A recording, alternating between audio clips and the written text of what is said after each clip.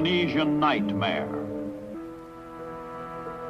The new Japanese target, Port Moresby, only 300 miles north of Australia, key to a vast strategic area.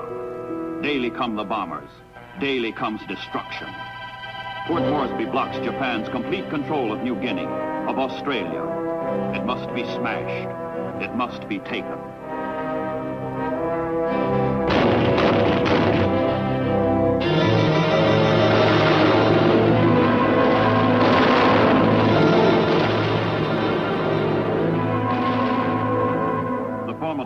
Stanley mountain range stands between the Japanese base of Buna in northern New Guinea and Port Moresby in the south. Miles of jagged hills and gloomy gorges, steep escarpments and trackless jungle, a frightful natural barrier. But in July 1942, the Japanese began to move over the mountains. In their earlier amphibious attempt to take Port Moresby, they were turned back by the United States Navy at the Battle of the Coral Sea. Now the Japanese are forced into an overland trek of 1,000 man-killing miles to reach their target.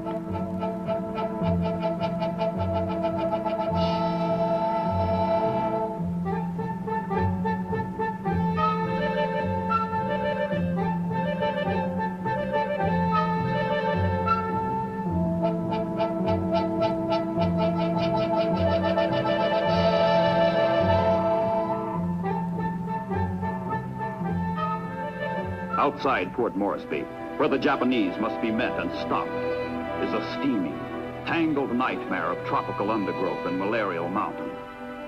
This is the part of the world called Melanesia, the Black Islands. For the Allied soldiers, sailors and airmen who must throw back the Japanese, the Melanesian nightmare begins.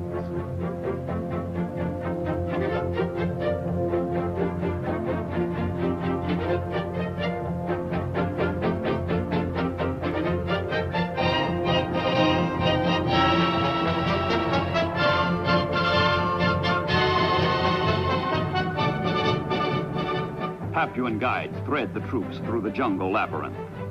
Australian infantry has stopped the Japanese a scant 30 miles from Port Moresby. Now it is the Allies who must advance through tortuous New Guinea, against a foe fiercely resisting.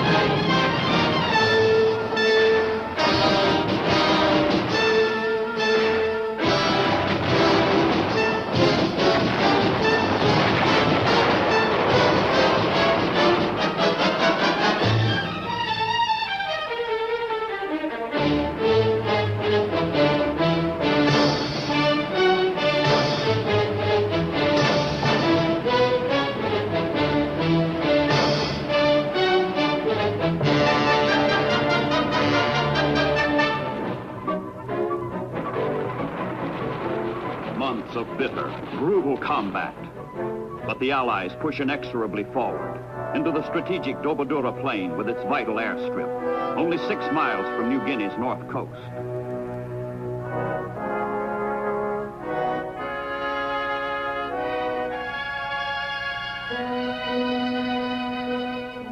The Japanese retreat becomes a rout. Enemy garrisons give up Buna, Gona, Sanananda, North Coast bases that will serve as stepping stones for future Allied advance. For both sides, the campaign has been a horror of death, wounds, disease.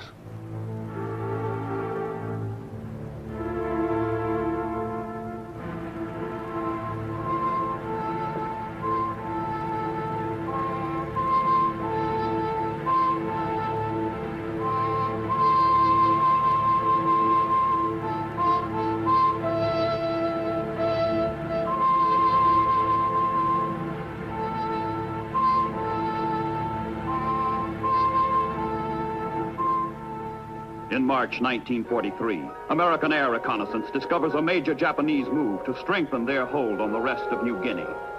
A troop convoy of 16 ships sets out from Rabaul and heads into the Bismarck Sea.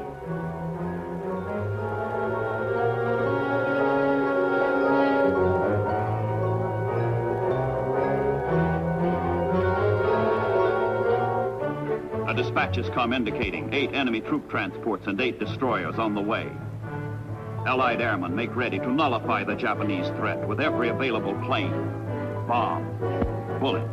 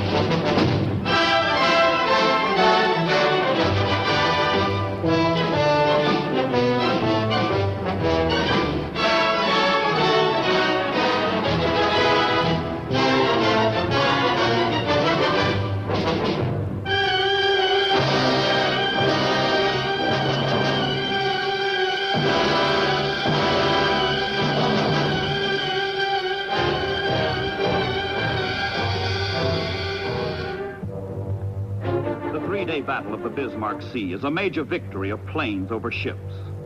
All 8 enemy transports are sunk. More than 3,000 Japanese soldiers perish. Only 4 destroyers escape.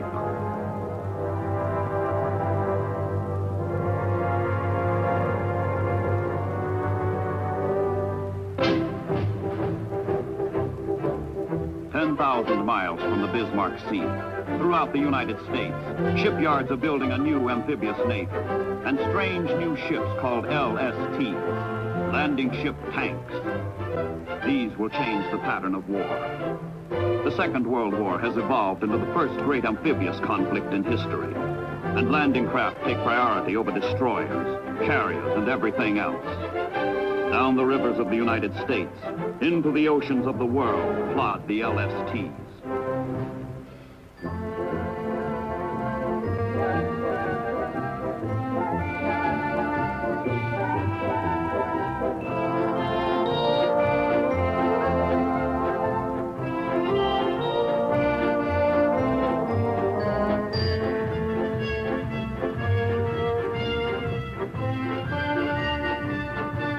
Landing ship tanks, but she will be used for everything else as well.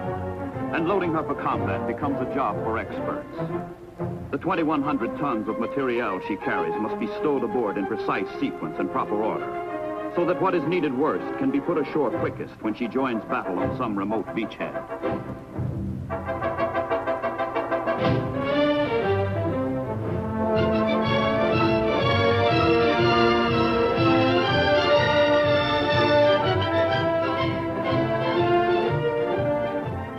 Australia.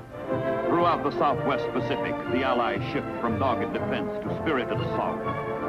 Beginning in the summer of 1943, the men, the ships, the materiel flow in a massive surge west and north toward Mindanao and the distant Philippines. General MacArthur's strategy has long called for an advance along the New Guinea-Mindanao axis. This advance will be borne largely by small amphibious craft, a navy without glamour. These men know only hard work, hard living, hard fighting, and hard-won victories. Now the LSTs, the floating garages, come into their own. Loading techniques blueprinted in advance become actuality. Pile it in, stuff them full, and every item finds its designated place.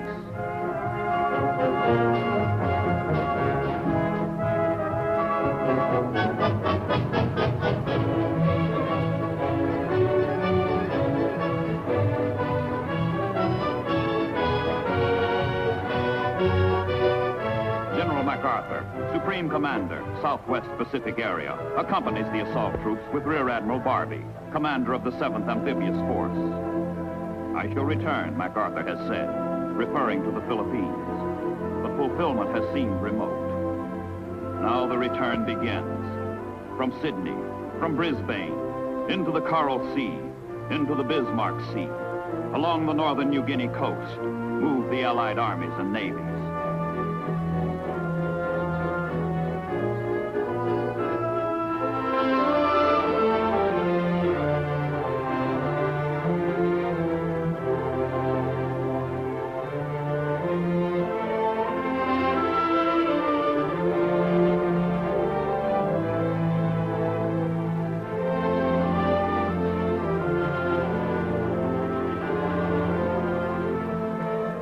These are combined operations, carried out by the forces of several nations working in closely welded units. Ships of the Royal Australian Navy do yeoman service with the convoys, fight with all they have in battle.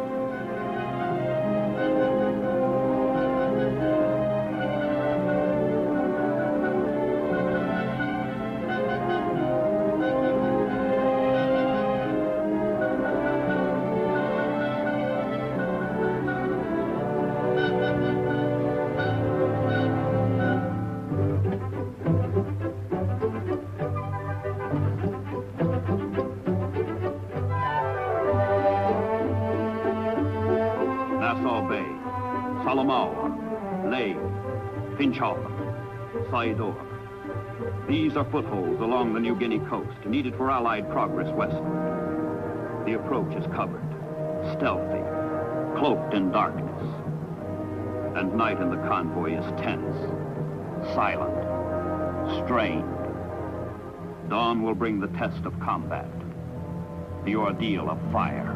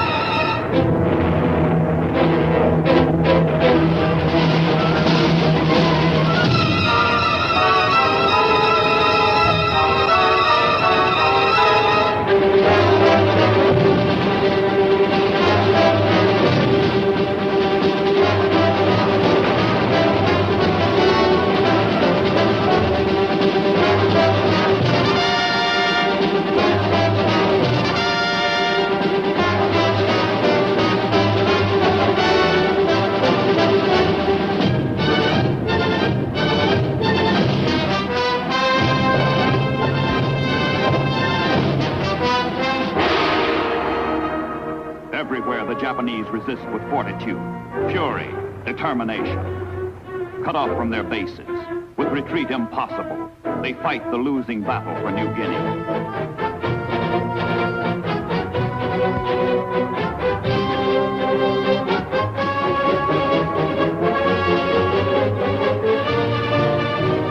More rugged, more useful than even their designers dreamed, the LSTs nose into the shore and disgorge their torrent of supplies. The wealth and ingenuity that has made America great in peace combine to make her victorious in war.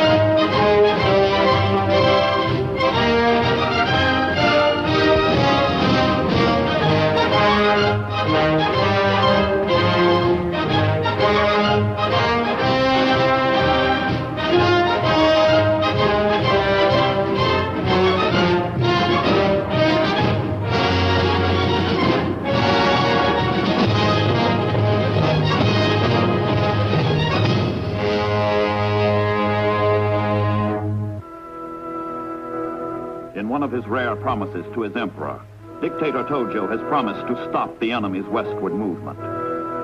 The Imperial Japanese command, having lost the initiative, falls back on the tenacity of the foot soldier. All the strength that can be spared from other theaters is mustered to hold Western New Guinea for the Empire.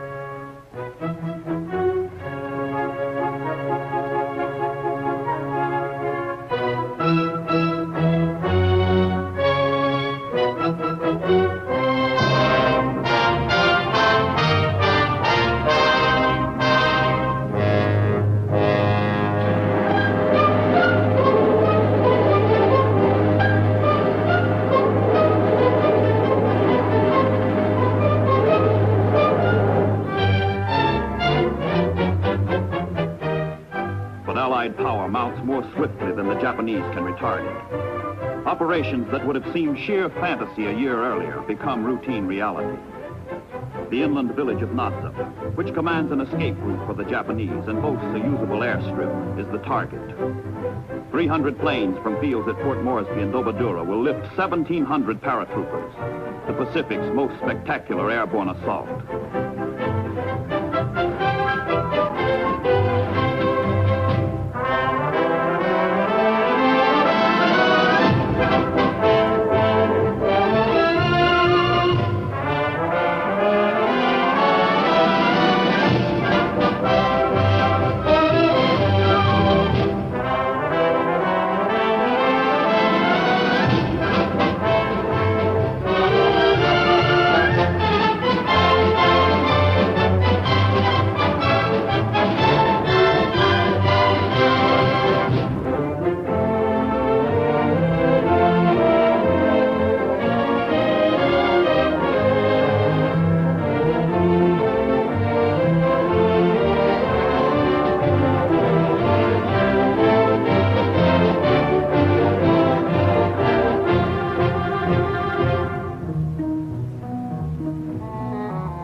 Whether the invading troops find their footholds on New Guinea from the air or from the sea, the jungle is equally cruel, the enemy just as malevolent.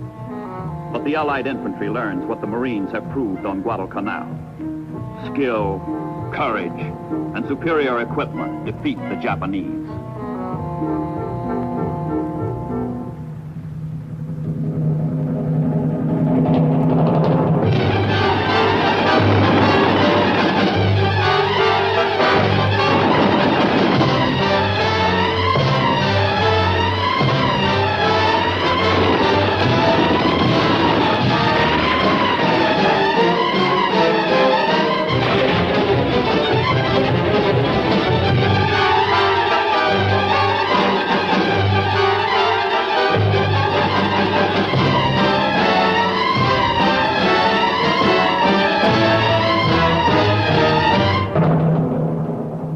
New Guinea natives are primitive and warlike.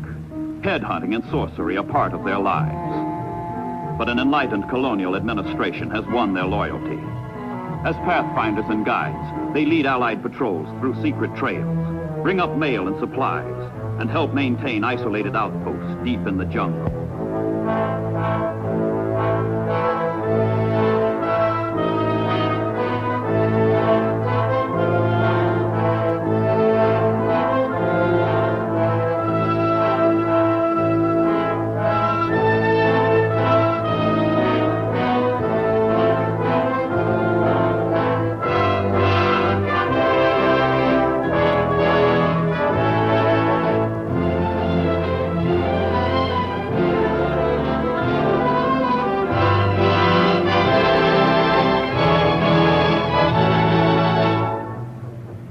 But it is sea power that makes possible the longest strides along the axis leading from New Guinea to Mindanao. With increasing mastery of the amphibious technique, landing follows landing on a smooth, uninterrupted schedule.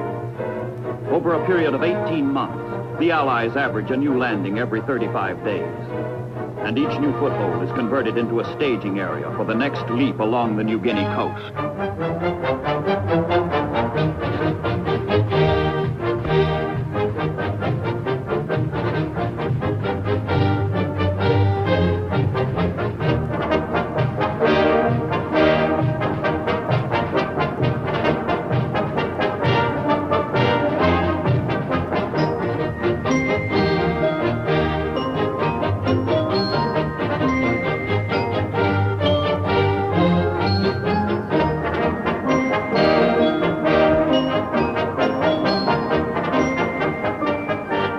sluggish 12-knot pace wins a new designation from the crews of the LSTs. Large, slow targets. But they get there. They deliver their goods, their punch.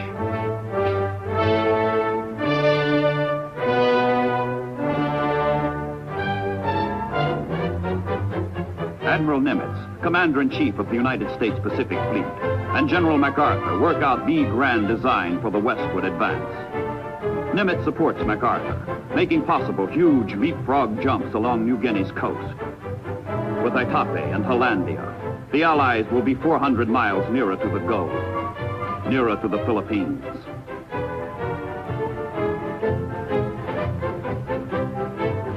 Carriers support the Hollandia operation, which is beyond the reach of land-based planes.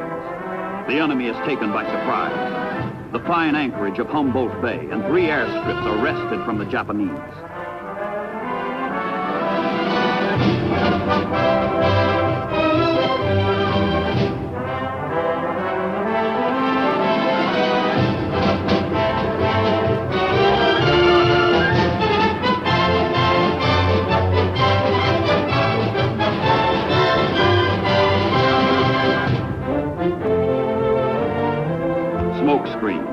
To cloak ever more landing troops. And the advance goes relentlessly on, north and west, Alloway, Wakta and Biak, Lumpur and Sansapor. Sansapor is on the uttermost western tip of New Guinea, and with it the entire coast is in Allied hands. But the advance does not stop. In September 1944, the Allies swarm ashore on the island of Morotai, on the threshold of the Philippines. More than 135,000 enemy troops have been bypassed, cut off without hope of rescue. In a little over 12 months, Allied forces in the Southwest Pacific stormed 1,300 miles closer to the heart of the Japanese Empire.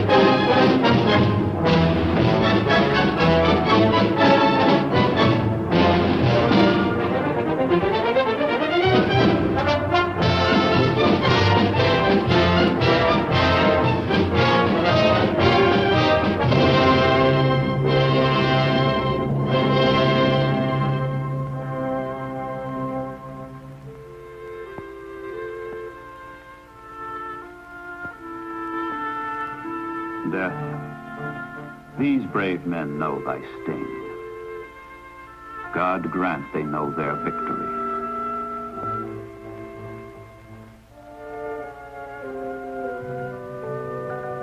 In Tokyo, throughout Japan, a weird, an unreal atmosphere of victory and invincibility still prevails. A feverish, fraudulent security shrouds the islands. Reports from all the battlefronts tell of nothing but Japanese triumph, Allied disaster. But beneath the cheering, oozes out the hideous truth.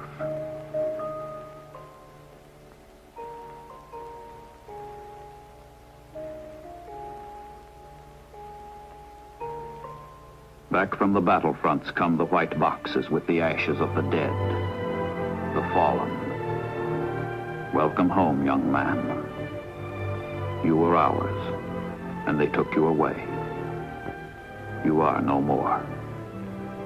Suns may set and rise, but you must sleep on during one never-ending night.